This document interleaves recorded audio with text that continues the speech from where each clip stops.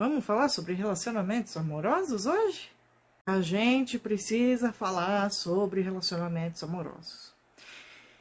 Todo mundo que vem em terapia com essas questões fala pra mim assim: Jéssica, eu não sei o que fazer, não tá dando certo o meu casamento, o meu namoro, enfim, o que eu faço? E aí, conforme a gente vai conversando com a pessoa, a gente vai perguntando uma série de coisas.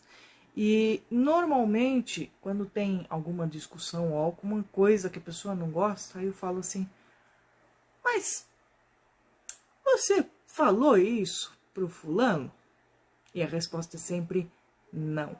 E aí a gente tem que pensar por que é tão difícil você se comunicar com o seu companheiro ou companheira. Por que é tão complicado você falar, às vezes, sobre coisas que você não gosta, sobre coisas que te desagradaram, né? Por que você, muitas vezes, não mostra a sua fragilidade para aquela pessoa que deveria ser a pessoa que você mais confia no mundo? E aí alguns pacientes falam: mas Jéssica, eu vou mostrar os meus lados frágeis, eu vou mostrar os meus medos para ele ou para ela. O que vai pensar de mim? Como é que vai olhar para mim? Ou seja, o medo do julgamento, né?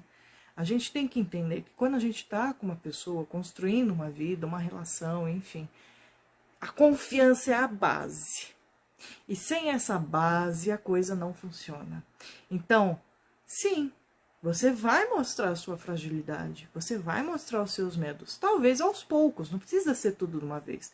Mas você precisa conversar, você precisa ter liberdade de se expressar, você precisa mostrar as coisas que você não gosta. Porque se você não fizer isso, a longo prazo você vai engolindo, engolindo, engolindo, engolindo, engolindo. Aquilo vira um balão deste tamanho.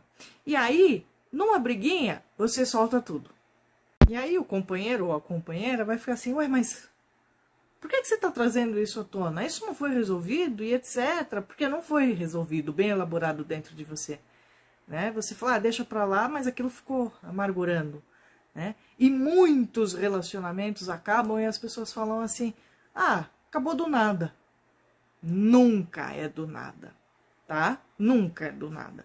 As coisas vão se acumulando até que estoura. A gente não pode deixar isso acontecer. E como que a gente faz isso?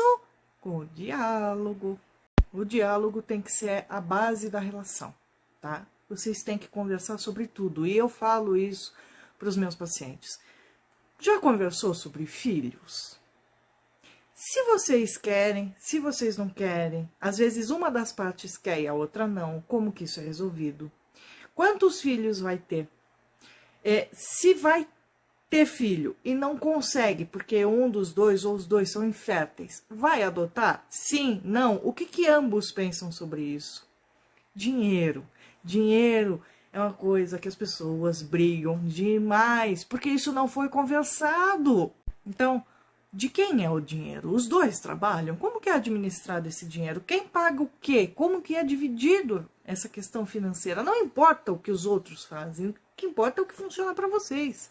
Mas vocês precisam conversar sobre isso, né? Obrigações da casa. Nossa Senhora, como vem gente reclamando sobre as obrigações da casa. A gente tem que entender uma coisa. Lá, os boomer, pessoal que nasceu em 1950, 1960, se você não sabe o que é boomer, é essa geração que nasceu nesse período, né? Essa geração, que é a geração dos nossos pais, eles tinham uma visão de que o homem trabalhava, a mulher ficava em casa, certo? E aí essa visão machista e retrógrada, né, foi mudando com o tempo, né? Então, por quê?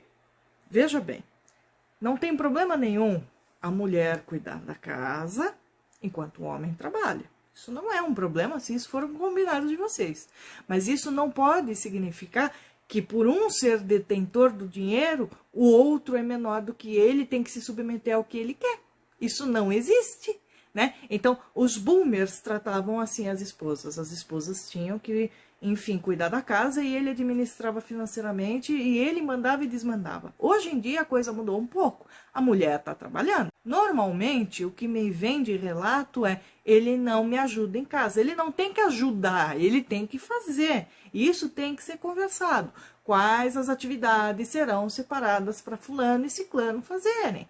E tem que ser cumprido. E se o outro lado não fizer, você precisa conversar. E isso eu digo o outro lado porque também já recebi relatos onde o homem faz, por incrível que possa parecer, e a mulher não fazia. Então, isso é uma coisa que precisa ser conversada e muito bem acordada entre o casal. Ninguém faz nada, paga-se uma empregada. Como que funciona isso? Isso precisa ser conversado. Outra coisa que as pessoas acham que não importa, mas importa demais, e esses últimos anos a gente percebeu isso com muita facilidade. Política. Precisa ser conversado sobre os pensamentos políticos daquela pessoa. Por quê? Porque às vezes vou dar um exemplo, é um bolsonarista e o outro é um lulista. E eles estão se degladiando. Então, quais são as crenças políticas que você tem? Combina com aquela pessoa? Se não combina, vocês conseguem se respeitar? É importante falar sobre isso, a visão de mundo. Entrando nessa questão de visão de mundo, qual é a religião de vocês? Porque se um for uma pessoa muito fanática e o outro for um ateu, teremos problemas. Conseguem conviver em paz e harmonia ou vão se degladiar? Ah, mas isso não foi conversado. Tá aí o problema. As pessoas muitas vezes casam, aceleram todo o processo de conhecer a pessoa, muitas vezes por uma carência emocional e afetiva, né? Então, faz a coisa meio que no desespero, conhece ali a pessoa que gosta, que tem uma química, e aí casa, pum, casou. Aí começa a descobrir as coisas que desagradam.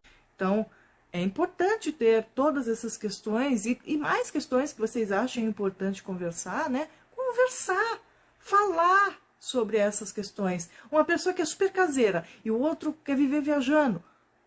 Como que vocês equilibram isso? Então, você percebe? São assuntos simples, mas extremamente necessários que a longo prazo pode e normalmente dá ruim se não são falados.